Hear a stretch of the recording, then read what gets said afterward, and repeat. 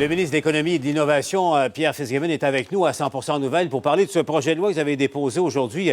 Bonjour, Monsieur le ministre.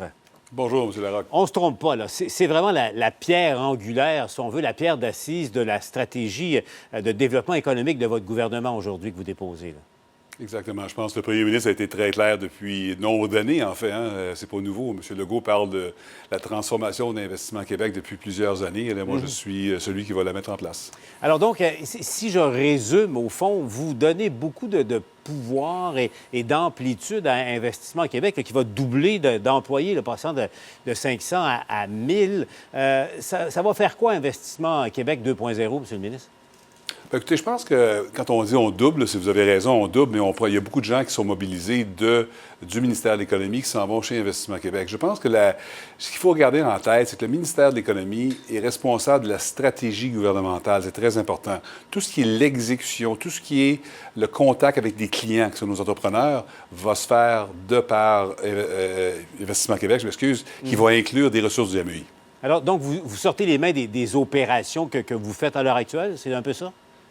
Je m'excuse, vous? Vous retirez des opérations. Parfois, vous êtes appelé à éteindre des feux. Là, il y a un dossier chaud. C'est Investissement Québec qui va s'en occuper désormais. Oui, bien écoutez, c'est sûr que la proximité gouvernementale avec Investissement Québec va demeurer. J'ai toujours dit que la Caisse de dépôt a une étanchéité. Elle est requise de par sa loi.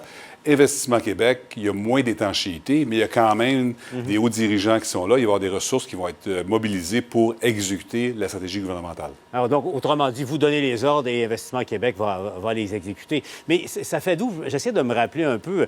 Vous allez donc commander une organisation qui va être très importante et qui va regrouper des services actuels, donc plus puissante en quelque sorte. Mais ça fait de vous quelqu'un de très influent également. Vous devenez le ministre omnipotent de l'économie du Québec, là, comme l'était Bernard Landry à l'époque.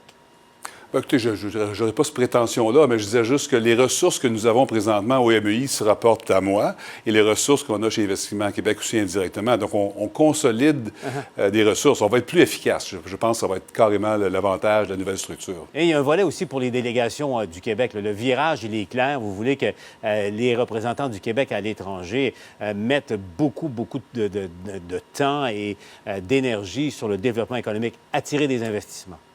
Absolument. Et Mme Giraud et moi, on est sur la même longueur d'onde. Toute l'équipe de Mme Giraud dans les délégations du Québec à l'étranger, ceux qui font de l'économie vont travailler étroitement avec Investissement Québec. On va être très bien coordonnés dans l'avenir. Donc, vous faites d'Investissement Québec un très gros joueur dans le domaine. Ce qui nous amène maintenant à la rémunération, M. le ministre. Je vous laisse l'occasion de vous expliquer. La vérificatrice générale a dénoncé le manque de transparence, là, parce que le nouveau PDG pourrait toucher jusqu'à 1 million. C'est beaucoup d'argent pour nous écouter, pour les gens qui nous écoutent, M. le ministre. Vous êtes conscient de ça? Absolument. Et je pense qu'il y a deux choses que Mme Leclerc a divulguées. La première, c'est la transparence, et je suis totalement en accord avec elle. Quand on parle de rémunération, surtout de la réduction variable, c'est important que la population du Québec comprenne c'est quoi les critères qu'on va utiliser pour donner la bonification. Et moi, tout ce que je peux dire aujourd'hui, c'est que je suis très confiant que si on paye la rémunération variable aux exécutifs d'Investissement Québec, qui va inclure non seulement son président, mais sa direction supérieure, on va avoir un Québec enrichi. Tout le monde devrait être content. L'autre élément de Mme Leclerc, sa recommandation, c'est le balisage ou les comparables qu'on doit utiliser pour la rémunération chez IQ. Et moi, je dis qu'il prend un contexte différent et qu'il faut inclure dans les comparables des personnes qui travaillent pour le privé ou pour le public, qui font le même métier, ajusté évidemment pour la grandeur ou la grosseur d'Investissement Québec. Je pense que ça, c'est très important. Si on veut gagner à la guerre, on n'ira pas qu'un tire-poids. Bien, parlant de ça, M. le ministre, comment on va mesurer la réussite ou non de l'opération que vous lancez aujourd'hui? Dans 1 an ou 2, ça va être quoi l'indicateur pour savoir que c'était, oui ou non, une bonne idée ce que vous faites? C'est très important comme question. Écoutez, il y a 3 éléments importants de notre stratégie. Il y a 3 piliers de la Fondation du développement économique du Québec. Le premier pilier, c'est réduire l'écart de productivité de nos entreprises au Québec. Cet écart-là, malheureusement, s'est agrandi depuis plusieurs années.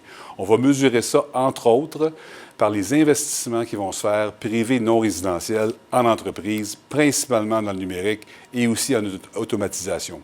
Deuxième pilier, ça va être l'augmentation des exportations du Québec. C'est important pour réduire le déficit commercial et aussi pour diversifier du marché américain. Et troisièmement, on veut augmenter les investissements directs étrangers, des gens qui vont venir s'appuyer et bâtir la fondation de l'écosystème des PME du Québec. Et on veut doubler ce montant-là de 3,5 millions annuels depuis 4-5 ans à 7 millions sur une base annuelle dans 4 ans. Donc, la mesure, elle est là, si l'objectif ou non est rencontré d'ici 4 ans. On va vous juger là-dessus, là. Absolument, c'est ça. Ça va être mon bulletin dans 4 ans. On va regarder qu'est-ce qu'on a fait dans les 3 segments. C'est votre bulletin aussi d'Investissement Québec. Avant de vous laisser, M. le ministre, évidemment, donc, je disais, vous en faites Investissement Québec, le fer de lance du travail et de l'action économique du gouvernement du Québec. Il y a une rumeur qui court en ville à l'effet que vous tentez d'attirer Investissement Québec. Hubert Bolduc, là, qui est en ce moment à Montréal International. Qu'est-ce que vous me dites là-dessus? Écoutez, tout ce que je peux dire, c'est que quand on a annoncé la nouvelle structure, et M. Leblanc en a parlé aujourd'hui, nous allons chercher quelqu'un au niveau de l'investissement, un nouveau métier pour Investissement Québec. IQ International va être rehaussé. Je peux vous confirmer aujourd'hui qu'il y a beaucoup de personnes qui ont levé la main, qui sont intéressées peut-être de venir travailler avec nous. Alors, on va annoncer dans les prochains mois. On s'est donné un échéancier, M. Leblanc et moi, d'ici la fin du mois d'août, pour que l'équipe élargie soit annoncée. Pierre Fitzgibbon, je vous rappelle, est le ministre de l'Économie et de l'Innovation. Merci, M. le ministre, d'avoir été avec nous à 100 %. Merci, M. Larocque. Merci.